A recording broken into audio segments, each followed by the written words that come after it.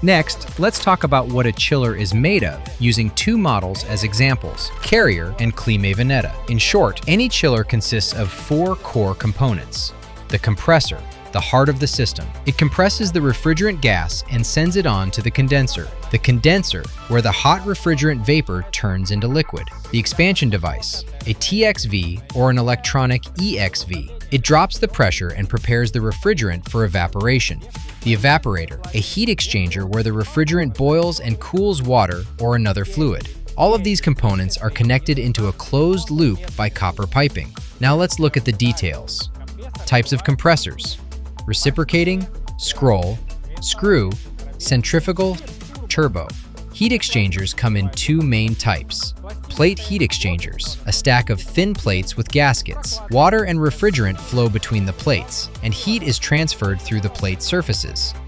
Shell and tube heat exchangers, one large shell containing dozens of copper tubes. Refrigerant flows inside the tubes, water flows around them. As the refrigerant boils, the water is cooled. Condensers also come in different designs. Air-cooled condensers, which are divided into two types: aluminum microchannel, copper aluminum.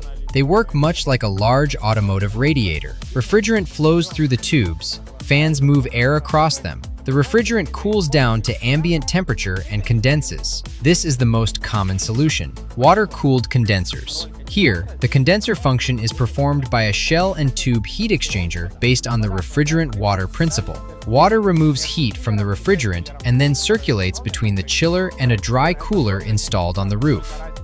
A dry cooler is essentially the same idea as a condenser, but instead of cooling refrigerant, it cools water.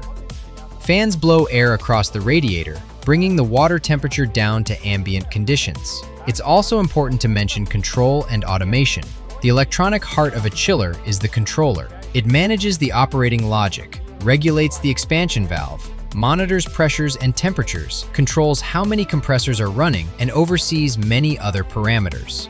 Depending on the configuration, the system may also include frequency drives, inverters, soft starters, and remote monitoring modules. Subscribe to our channel and remember the chainsaw.